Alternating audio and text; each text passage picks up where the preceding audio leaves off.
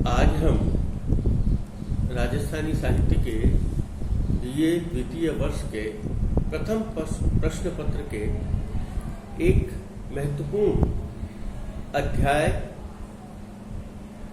या ग्रंथ के संबंध में विचार करेंगे। और उस ग्रंथ का, इस काव्यात्मक ग्रंथ का नाम है राजियारा सोरठा और जिसके रचनाकार रहे हैं कृपाराम खिड़िया। आप और हम सब जानते हैं कि राजस्थानी साहित्य विभिन्न काव्यकृत विषयों से जुड़ा रहा है।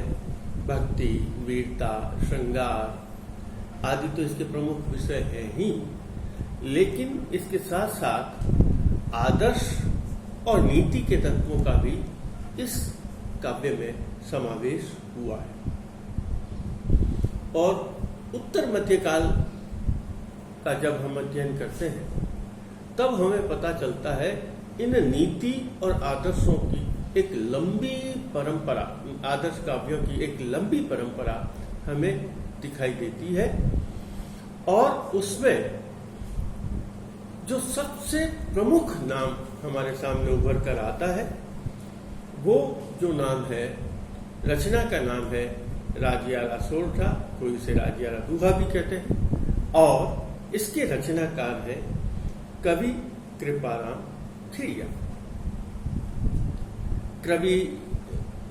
कवि कृपाराम खिड़िया शेखावाटी के सीकर के राव राजा देवी सिंह और उनके पुत्र लक्ष्मण सिंह के दरबार में रहते थे। और इनका जो काल माना गया है वो 1820 से लेकर 1890 तक का, इसके बीच में इनका रचना काल माना गया है राजियारा सोरठा का। ये जो काल है, ये कालावधि दोनों शासकों के बीच में है, और चूंकि ये दोनों के बीच में दोनों के साथ रहे, इसलिए इस कालावधि के मध्य ही इस ग्रंथ की रचना हुई। यह ग्रंथ कोई एक क्रम में बैठकर नहीं लिखा गया, जैसे जैसे कवि के विचार आते गए और उन्होंने अपने विचारों को इस रचना के माध्यम से प्रस्तुत किया। अब आप देखेंगे कवि का नाम है कृपाराम खिड़िया और रचना का नाम है राजियारा दूहा या राजियारा सोरठा। प्रायः हम यह देखते हैं कि जो भी रचनाकार होता है वह अपने नाम से रचना लिखता है या रचना उसके नाम से जानी जाती है, जैसे कबीर के दोहे, सूरदास के पद, मीरा के पद, इस तरह से। लेकिन इस रचना के संबंध में एक विचित्रता है, और यही इस काव्य की विशेषता भी है कि कवि तो है कृपाराम खिड़िया और कहा गया है इसे राजियारा दूहा। और इस राजिया का सबसे बड़ी विशेषता यह रही कि इसमें जो रचनाकार है वो तो हो गया गौण, कवि कृपाराम तो चले गए पार्श्व में, और मुख्य भूमिका जो इस रचना में निभाई है वह है राजिया। अब यह राजिया कौन? राजिया कवि कृपाराम का एक सेवक था और वह कवि की सेवा करता था। कवि ने देखा, अब इसके संबंध में अलग अलग विचार होते हैं, लेकिन जो प्रचलित बात है वो ये है कि यह कवि की सेवा करता था और कुछ समय बाद देखा कवि ने कि यह जो राजिया है, जिसे राजाराम भी कहा गया है, वह दुखी रह रहा है। तो उससे पूछा, अरे भाई तू दुखी क्यों रहता है? तेरे मन में किस बात की कष्ट है? तुझे किस बात की चिंता है? तुझे किस बात का दुख है? तब बहुत पूछने पर आखिर उस राजिया या राजाराम ने अपनी मन की व्यथा को बताया, और यह व्यथा को बताया कि श्रीमान, मेरे कोई संतान नहीं है और जिसके संतान नहीं होती उसका बाद में कोई नाम लेने वाला भी नहीं रहता, नाम लेवा भी नहीं रहता। और इस बात से मैं बहुत दुखी हूं कि मेरे पश्चात मेरा इस दुनिया में कोई भी नाम लेने वाला नहीं रहेगा। तब कवि उसे अपना संकल्प बताते हैं, राजिया तुम्हारी पीढ़ी तो अगर तुम्हारे संतान होती तो तुम्हें 2-3 पीढ़ी तक जानते थे, जान पाते, लेकिन मैं अब तुम्हें इस संसार में अमर कर दूंगा, तुम्हें चिंता करने की बात नहीं है। युगों युगों तक तुम्हारा नाम, जब तक साहित्य का नाम है, जब तक साहित्य रहेगा तब तक तुम्हारा नाम रहेगा। और इसी संकल्प को लेकर उन्होंने अपनी एक नीति परक रचना, जो संबोधन परक रचना थी, उसकी संकल्पना को साकार रूप दिया और वह रचना राजिया रतूहा या राजिया रसोठा के नाम से प्रसिद्ध हुई, जो हमारे सामने आती है। जैसा मैंने बताया, इस रचना का जो मुख्य काव्य विषय है वो है नीति का, नैतिकता का पाठ पढ़ना। प्रायः हम यह देखते हैं कि जब कोई नैतिकता का पाठ पढ़ाता है तब वह बहुत एक आदर्श के उच्च आसन पर बैठ जाता है और प्रवचन जैसा करता है, जैसे कोई साधु महात्मा प्रवचन कर रहा हो, और जैसे कोई वह नीति की बात बताकर एक बहुत ही एक अलग विचार दर्शन को या एक विचार जगत को हमारे सामने प्रस्तुत कर देता है। लेकिन यहाँ कवि न तो प्रवचनकर्ता के रूप में आता है, न कई साधु संत के रूप में हमारे सामने आता है, बल्कि आप और हमारे बीच में जैसे कोई हमारी सलाह दे रहा हो, जैसे हमें चुपके से कान में आकर अच्छी सी कोई बात समझा रहा हो, ठीक वैसी ही रचना का उल्लेख हमें, वैसी ही रचना क्रम का हमें परिचय राजिया रसोठा में दिखाई देता है। यह 2 बातों को बताया। जब नीति की कोई बात की जाती है, तब जैसे आजकल हमारे पास कोई कार्य करने के लिए जब निर्देश दिए जाते हैं, तब आपको यह कहा जाता है कि आपको यह एक काम को करने के लिए, यह तो आपके लिए करने योग्य है, और यह कार्य या यह जो निर्देश है आपको नहीं करने के लिए कहा गया, जिसे हम साधारण भाषा में समझने के लिए जो कहते हैं डू एंड डोंट्स, ये करना है और ये नहीं करना है। और वो करना और नहीं करना, करणीय और अकरणीय कार्यों के माध्यम से ही कि हम ये करेंगे तो हमारा जीवन महान बनेगा, हम अगर ये कार्य नहीं करेंगे तब भी हमारा जीवन महान बनेगा। और इस करणीय अकरणीय के माध्यम से हमारे जीवन के विविध पक्षों से जुड़ा हुआ एक काव्य जगत के माध्यम से एक ऐसा नीति का संसार कवि खड़ा कर देता है, कवि कृपाराम खिड़िया, जो कि एक आदर्श जगत को हमारे सामने प्रस्तुत करता है। नीति शब्द यूं देखा जाए तो अपने आप में बहुत छोटा है, लेकिन जब व्यक्ति के जीवन के विविध पहलुओं को अध्ययन करता है तो उस जीवन को बहुत व्यवस्थित ढंग से संयोजित करने का कार्य यह नैतिकता करती है। और जीवन के विविध सूत्रों को, जैसे मैंने आपको कहा, यह कोई एक साथ बैठकर जैसे कोई ग्रंथ लिखा जाता है, उस तरीके से यह ग्रंथ नहीं लिखा। नानाविध विषयों पर, नानाविध घटनाओं पर, नानाविध अवसरों पर कवि के मन में जो आई बात, जो उसने देखा, जो उसने अनुभव किया, वह बात उन सूत्रों के रूप में, इन दोहों के रूप में कवि ने राजिया को संबोधित करते हुए प्रस्तुत की, जिसमें ईश्वर की महत्ता का गुणगान किया गया, दान की महत्ता को बताया गया, आत्म स्वाभिमान की रक्षा को बताया गया, वीरता की रक्षा को बताया गया।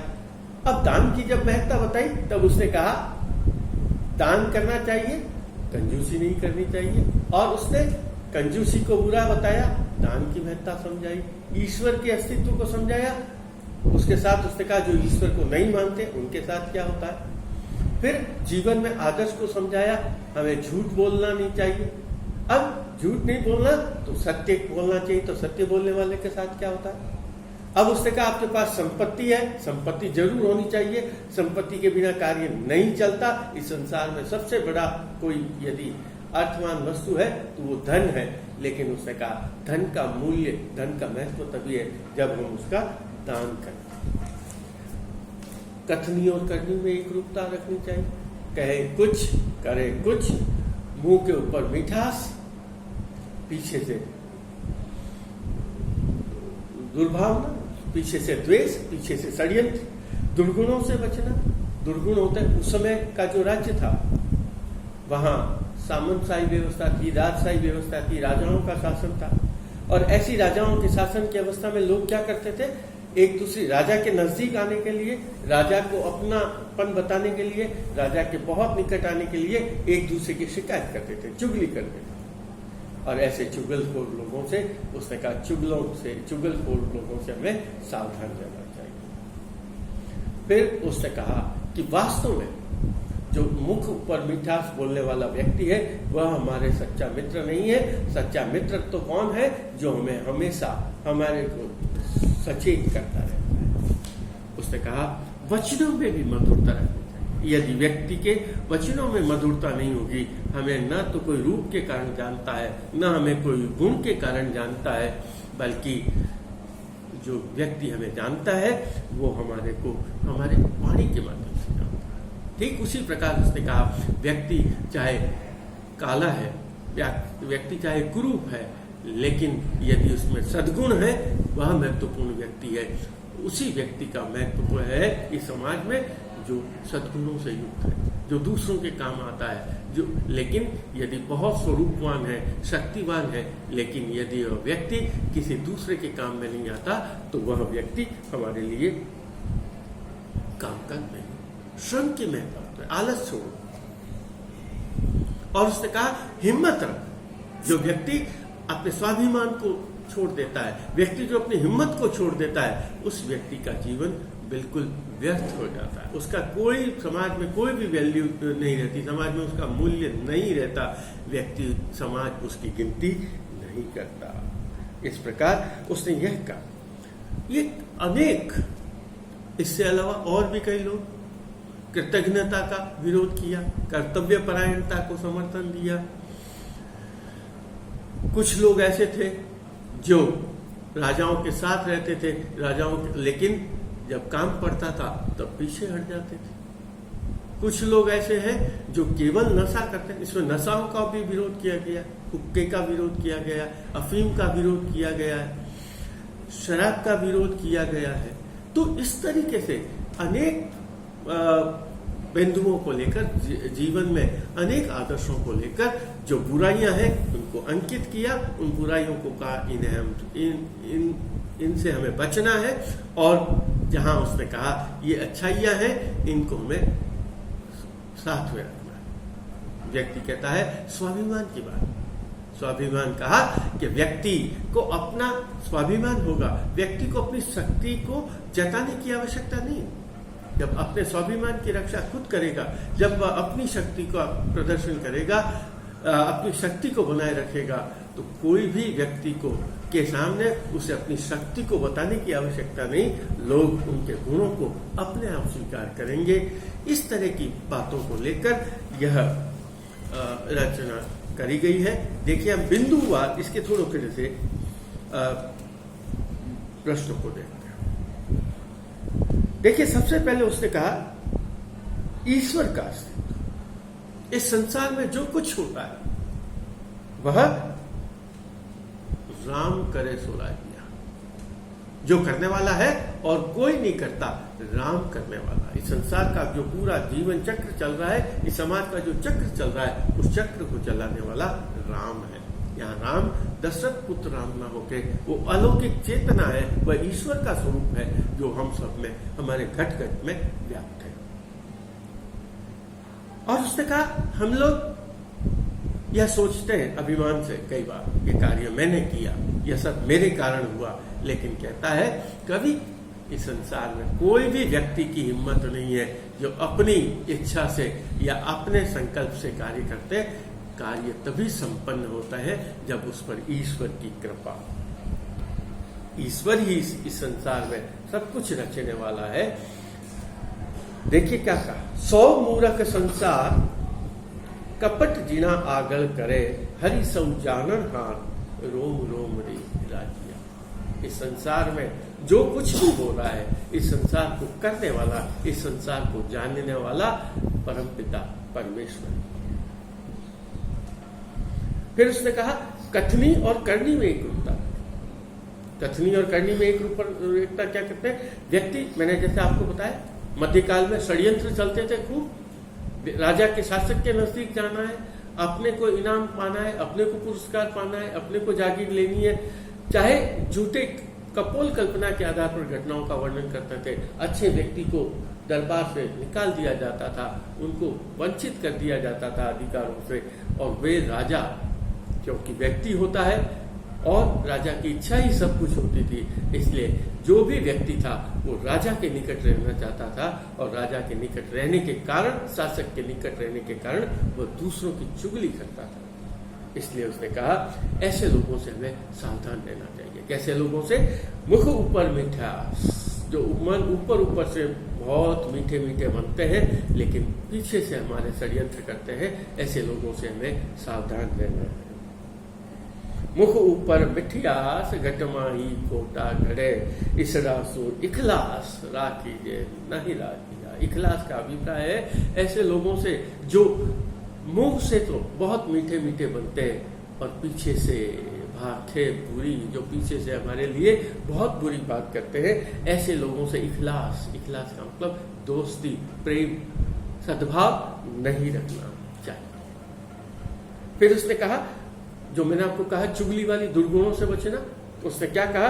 चुगली सूही चूर, जिसकी रोजी रोटी चुगली खाने से ही चलती। चुगली सूही चून और न गुण इण वास्ते, खोस लिया बेखून रिगल उठावे राजा। ऐसे जो शिकायत वाले लोग हैं, ऐसे जो चुगलखोर लोग हैं, वो दूसरे लोगों की बिना खून किए ही उनकी हत्या कर देते हैं, उनके रोजगार को छीन लेते हैं।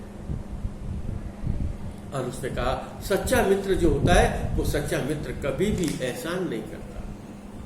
बड़े से बड़ा व्यक्ति है, बड़े से व्यक्ति अपने दोस्त के लिए, अपने मित्र के लिए सब कुछ करने के लिए तैयार हो जाता है।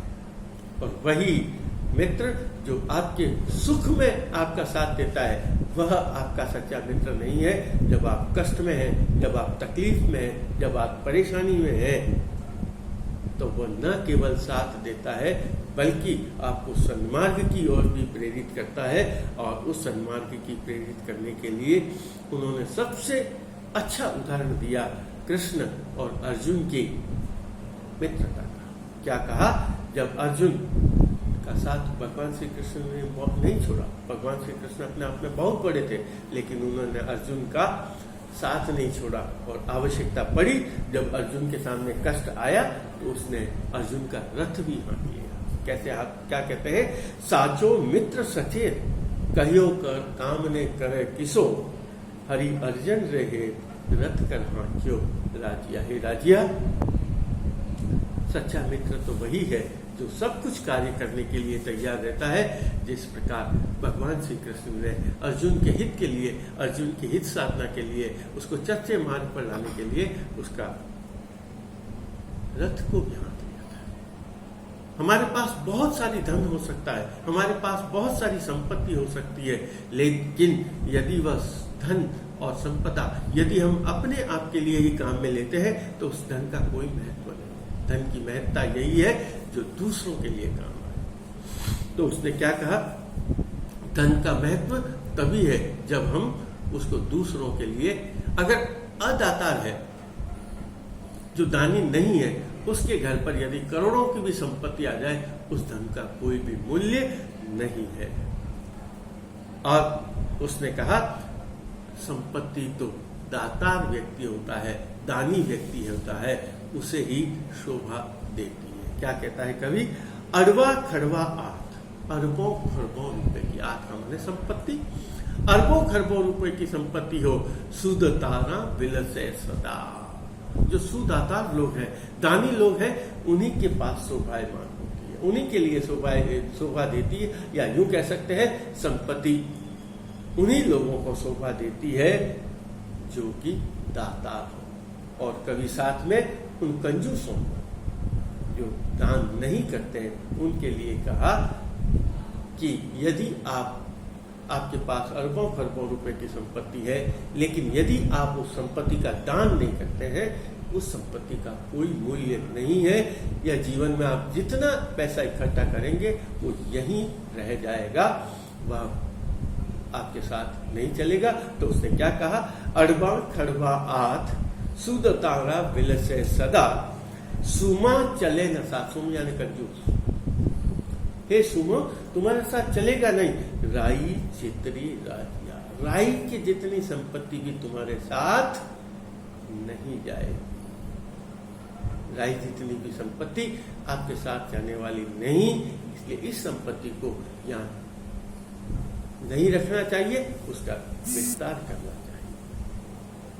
जैसे मैंने आपको कहा, व्यवहार की मधुरता पर बल, व्यवहार की मधुरता का बल, जहां मीठे वचनों से हमें, मीठे वचन से बोलकर सदव्यवहार तो करना ही चाहिए। ऐसा नहीं कि हम बाहर से मीठा व्यवहार करें और अंदर से, जिसकी बात तो मैं पहले ही कर चुका हूं, लेकिन यहां उसने कहा हम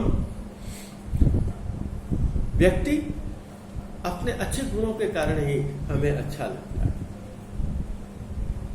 जैसे उन्होंने उदाहरण दिया, कोयल वह भी काली, कौवा वो भी काला, लेकिन हमारा जो कोयल है वो हमारे मन को हर्षित क्यों करती है, आनंदित क्यों करती है, जबकि कौवे को हम देखना ही पसंद नहीं करते। क्यों नहीं करते हैं? क्योंकि कौवे की वाणी में मधुरता नहीं। तो उसने कहा हमारे मन में, जब तक आप चाहते हैं कि आपके प्रति किसी के मन में प्रेम का भाव होगा, अनुराग का भाव उत्पन्न होगा, तो उस अनुराग को उत्पन्न करने के लिए, प्रेम का भाव दूसरे के मन में उत्पन्न करवाने के लिए आपने आपको अपने व्यवहार को अच्छा रखना। अपने व्यवहार को अच्छा कैसे रखेंगे? हमें मधुरता का व्यवहार करना, वाणी में मधुरता रखनी चाहिए। तो उसने क्या कहा, उपजावे अनुराग, उपजावे पैदा होना, अनुराग कोयल मन हर्षित कर। कोयल मन जो है वो हर्षित करती है, कड़वो लागे कार, कौवा जो है वो हमें कड़वा लगता है, अच्छा नहीं लगता। किसके लिए? रसना का गुण राज, अपने रसना यानी जीव जिससे हम बोलते हैं, उस जीव के माध्यम से ही वह व्यक्ति कोई भी है जो हमें अच्छा लगता है। अब इसी तरीके से एक और व्यक्ति कि केवल बाह्य रूप, केवल बाह्य सौंदर्य वह अच्छा नहीं होता, व्यक्ति में गुण होना चाहिए। उस गुण से ही उस व्यक्ति, चाहे वह काला है, कुरूप है, लेकिन यदि उसमें गुण है तभी उसकी समाज में महत्व है। यदि स्वरूपवान है, रूपवान है, बहुत अच्छा दिखाई देने वाला है, लेकिन यदि उसका किसी का जीवन में उसका ज्यादा महत्व नहीं है, तो उसका कोई भी समाज में मूल्य नहीं होता। उसके दो उदाहरण उसने दिया, उदाहरण कस्तूरी का और एक उदाहरण दिया शक्कर का, खांड का। उसने कहा कस्तूरी काली होती लेकिन महत्वपूर्ण है, ऐसा माना जाता है। यदि कस्तूरी यदि मरते हुए व्यक्ति को मुंह में डाल दी जाए तो व्यक्ति एक बार जीवित हो सकता है।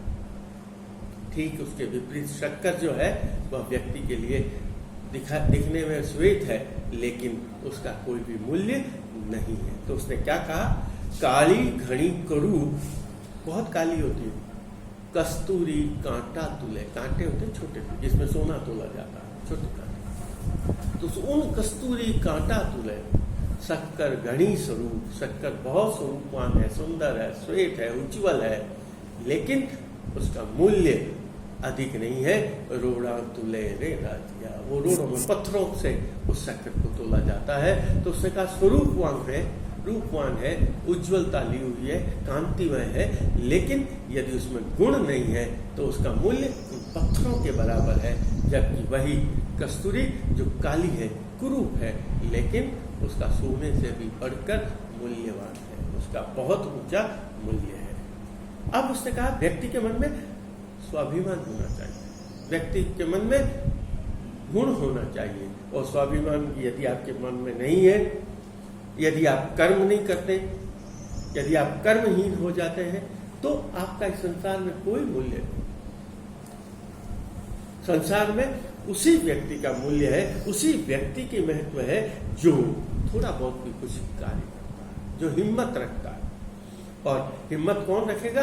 जो अपने स्वाभिमान की रक्षा करेगा। देखिए क्या कहा कि यदि व्यक्ति अपनी हिम्मत को भूल जाता है, यदि अपनी शक्ति को भूल जाता है, अपने महत्व को भूल जाता है, तो समाज में उसका कोई भी मूल्य नहीं रहता। जो अपने स्वाभिमान को भूल जाता है, समाज में उसका कोई मूल्य नहीं। उसने कहा हिम्मत कीमत कोई। हम बोलते भी है हिम्मत की कीमत है, लेकिन इसकी हिम्मत की कीमत को कहते हैं, इसके आगे की बात को नहीं समझते। हिम्मत कीमत होए, बिन हिम्मत कीमत नहीं। आपकी कोई कीमत नहीं है यदि आपके हिम्मत नहीं। आगे क्यों? आगे उसने कहा यदि आप कायर हैं, यदि आप डरपोक हैं, यदि आप हिम्मत हारने वाले हैं, तो आपका कोई भी संसार में आदर नहीं करेगा। करे, देखिए वापस, हिम्मत कीमत होए, बिन हिम्मत कीमत नहीं। करे न आदर कोई भी आपका आदर करेगा नहीं। रद्द कागज जो राखिया, जैसा रद्दी कागज होता है, उसकी कोई मूल्य नहीं होता, उसे हम सीधा कचरा पात्र में डाल देते हैं या जला देते हैं। ठीक वह व्यक्ति जो अपने स्वाभिमान के लिए नहीं लड़ता, अपनी हिम्मत से काम नहीं करता, वह डरा हुआ व्यक्ति मरे हुए व्यक्ति के समान है।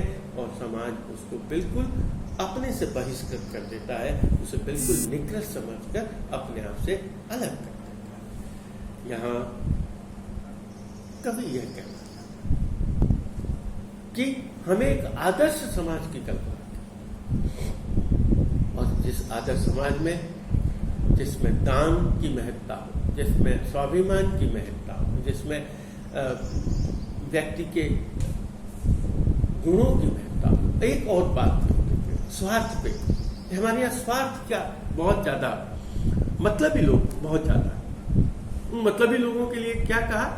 हमें ऐसे मतलबी लोगों से बहुत सावधान रहना चाहिए। मतलबी लोग क्या होते हैं? जब उनका कार्य होता है तो हमारी बहुत मनुआर करते हैं, बहुत हमारा आदर सम्मान करते हैं, लेकिन जब उनका मतलब समाप्त हो जाता है, मतलब खत्म हो जाता है, तो हमें पूछते भी नहीं। देखिए कितना सुंदर उन्होंने बात का क्या कहा उसमें। जब मतलबी व्यक्ति का कार्य होता है तो क्या होता है? मतलबरी मनवार नूत जिमावे चूरू, बिन मतलब मनवार राब न पावे राजिया। जब व्यक्ति का मतलब होता है, मतलबरी मनवार, हम सोचते हैं कि व्यक्ति हमारे से आके पूछ रहा है, हमसे मिल रहा है क्योंकि हम महान है। वह व्यक्ति आप महान नहीं है। आप महान उस व्यक्ति के लिए तब है जब तक आपका उससे स्वार्थ है। तो उससे क्या मतलब री मनवार न्यूत जिमावे चूरमो, आपको चूरमा जिमाएगा।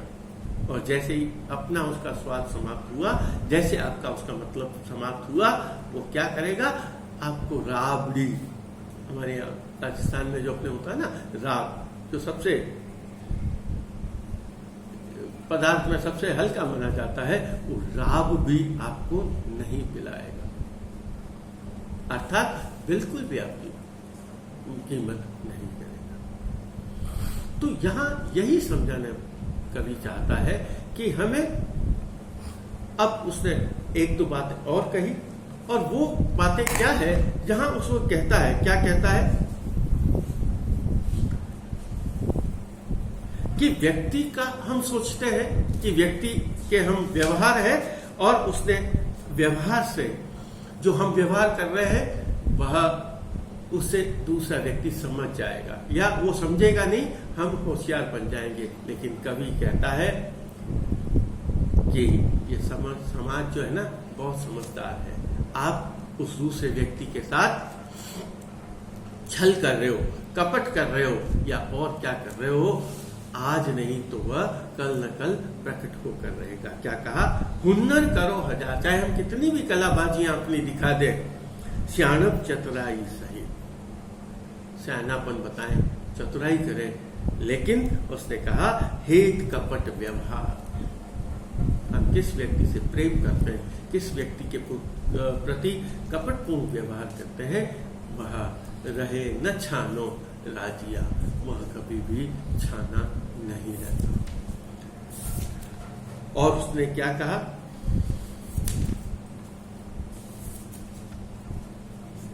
कि ऐसे व्यक्तियों से हमें सावधान रहना है, या उन व्यक्तियों को समझाया कि जब व्यक्ति का सुख है तब तो तुम उसके पास चले गए, और जब उसे परेशानी हुई, जब उसे दुख हुआ तो तुम उससे हट गए।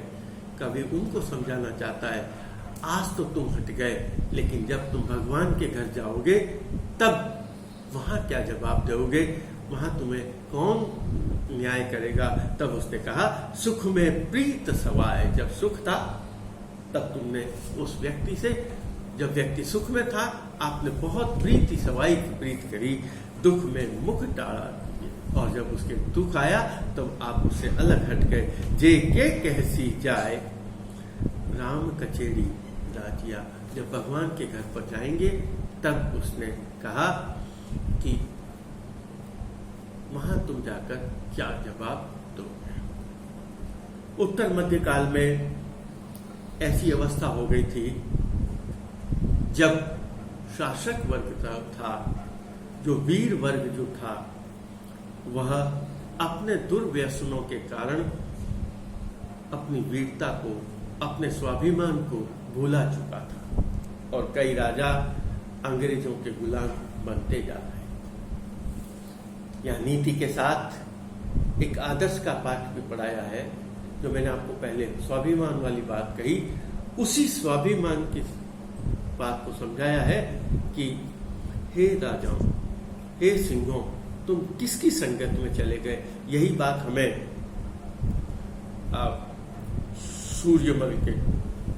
सूर्यमल मिशन के भी सत्संग में भी दिखाई देती है।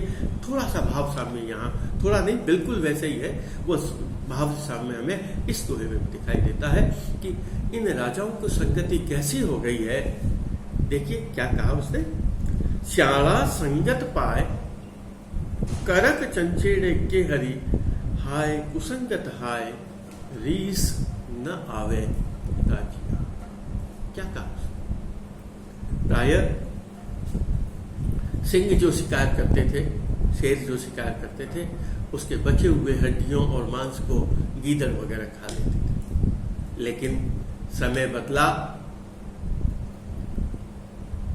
कुसंगति के कारण, समय बदला जहां मैंने संकेत में कहा, सीधा किसी को संकेत करके नहीं कहा कि आपने ये किया, राजाओं को कहा आपने किसकी संगत करी, और वो संगत करने के बाद क्या हुआ, श्याला संगत पाए करक चंचेड़े केहरी, आप अब उस सूखी हुई हड्डी को चंचेड़ रहे हो, आप उसी को खा रहे हो, आपका तो मांस पर अधिकार है, जानवर को मारकर है जो अधिकार श्यालियों का है, लेकिन आप श्यालियों की संगत को पाकर, सियारों की संगत को पाकर आप अपने स्वाभिमान को, आप अपनी तेज को, आप अपनी वीरता को भुला चुके हो। और कवि आगे कहता है, हाय कुसंगत हाय, किस कुसंगत में चले गए हो कि आपको रीस न आवे राजिया, और रीस नहीं आ रही है। ठीक इसी प्रकार से और भी कई कवि जो है वो अपनी इन बातों को समझाना चाहता है, लेकिन उसने कहा देखिए सबसे ज्यादा ईश्वर की महत्ता को समझाते हुए कवि आखिर में जाकर कहता है, विष कसाय मन अन्न खाए। यहाँ बिल्कुल भौतिकता पर विचार आ जाता है, जो हम कहते हैं कि संसार में भौतिकवादी विचारों को त्याग देना चाहिए। उन भौतिकवादी विचारों को जब हम छोड़ देंगे तब हमें ईश्वर का दर्शन होगा। जब हम, तो उसने क्या कहा, यदि हम उस भौतिकता से जुड़े रहेंगे तो हमें परमपिता परमेश्वर की प्राप्ति नहीं होगी। क्या कहता है, विष कसाय अन्न खाए, विषैले और कसेले अन्न खाकर मोह पाय अरसाय मत, और हमने मन में, जीवन में, अपने जीवन को खराब कर दिया, आलस्य में मोड़ दिया। जीवन के वो विविध पक्ष, जीवन के विविध विषय जो हमारे लिए उचित नहीं है, उन अनुचित विषयों को अपनाकर हमने अपने जीवन को बर्बाद कर लिया है। और उससे क्या हो रहा है, जलम अखारत जाए राम भजन बिन राजिया। जबकि हमें तो भगवान श्री राम का, ईश्वर का भजन करना चाहिए। मतलब उसने ये कहा कि व्यक्ति सब कुछ छोड़ देता है, अपनी आदत को नहीं छोड़ता। तो उसने कहा अब आदत जो होती है, एक और बात,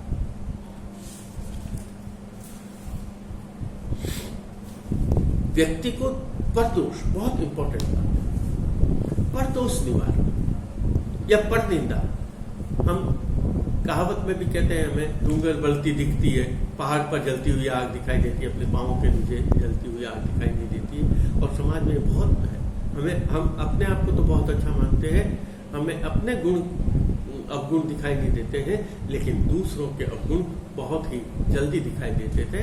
कवि ने क्या कहा, डूंगर जलती लाय जोवे सारो ही जगत, पर जलती निज पाए रति न सूझे राजिया। बिल्कुल एक रति भर भी उसे दिखाई नहीं देती। इसी का जुड़ा हुआ एक और बात कहा, ऊंचे गिरवर आग जलती सो देखे जगत, पर जलती निज पाए रति न सूझे राजिया। वह रति भर भी उसे वो दिखाई नहीं देता। देखिए एक और आती है कि जो कृतज्ञता, व्यक्ति कृतज्ञ हो जाता है, कर्तव्यनिष्ठ रहना चाहिए। कीधोरो उपकार नर कृतघ्न माने नहीं, लानत दे ज्या लाल रजी रावो राजिया। और उसे, और एक सबसे बड़ी बात जो आखिर में मैं जाकर करूंगा, कर्म की प्रधानता को। संसार में बहुत अपार संभावनाएं हैं, और उन अपार संभावनाओं को लेकर हम केवल यह सोचते हैं ईश्वर का भजन कर रहे हैं, ईश्वर की कृपा से हमें सब कुछ मिल जाएगा। लेकिन कवि यह कहता है, इस संसार में अपार संभावनाएं, खूब धन संपत्ति है, लेकिन हमें उसके लिए श्रम करना पड़ेगा, इसके लिए हमें कर्म करना पड़ेगा। निष्कर्म करने वाला व्यक्ति जो है, निकम्मा व्यक्ति जो है, आलसी व्यक्ति जो है, उसे संसार में कुछ भी मिलने वाला नहीं है। नहीं तो क्या होता है, व्यक्ति कार्य नहीं करता, कर्म नहीं करता, और सीधा वह ईश्वर को या अपने भाग्य को दोष देता है। तो यही उसने कहा, कण मुक्ता धन कोष भरियो पण प्राप्त बिना। भरा हुआ है संसार, ये संसार रूपी समुद्र अनेक रत्नों से, कणों से भरा हुआ है, लेकिन आपको उनको प्राप्त करने के लिए, प्रयास करना पड़ेगा, कर्म करना पड़ेगा। लेकिन हम कर्म नहीं करते, प्रयास नहीं करते, केवल दोष देते हैं अपने भाग्य को, केवल दोष देते हैं अपने ईश्वर को। लेकिन उसने कहा, कवि क्या कहता है, इस संसार रूपी सागर में बहुत रत्न भरे हुए हैं, लेकिन हमें उन रत्नों को प्राप्त करने के लिए कार्य करना पड़ेगा, कर्मशील होना पड़ेगा। अगर हम कर्मशील नहीं हुए और बिना कर्म किए हमें फल की प्राप्ति नहीं होगी। ऐसे में यदि हम केवल उस संसार रूपी सागर को ही कोसते रहे तो हमें कुछ भी नहीं मिलेगा। और ऐसा व्यक्ति जो केवल संसार को दोष देता है, ईश्वर को दोष देता है, अपने भाग्य को दोष देता है, उस व्यक्ति को कुछ भी मिलता नहीं है, क्योंकि उसने कर्म नहीं किया। क्या कहा, कण मुक्ता धन कोष भरियो पण प्राप्त बिना, दीजे कांसु दोष रैनासर कहते हैं रत्नाकर सागर। इस प्रकार हम कह सकते हैं कि कवि कृपाराम खिड़िया ने अपने उस सेवक राजिया के माध्यम से हम सभी को एक आदर्श जीवन की राह बताई, जहाँ वह जीवन जो निम्नता को प्राप्त करता है, वह जीवन जो उच्चता से अलग है, वह जीवन जो हमें निम्नता की ओर ले जाता है, उससे बचते हुए हमें एक आदर्श और महान चरित्र बनने की प्रेरणा देता है। मैंने जैसे आपको पहले कहा, बहुत ही सरल सूत्रों के रूप में, नीति के सूत्रों के रूप में कवि ने अपनी इस रचना को प्रस्तुत किया, जहाँ कवि कोई बहुत बड़ा विद्वान या प्रवचनकर्ता के रूप में उपस्थित नहीं होता, बल्कि आपके और हमारे एक सच्चे आदर्श मित्र के रूप में उपस्थित होकर हमें सद्मार्ग की प्रेरणा देता है। धन्यवाद। आज ज़्यादा गया होगा।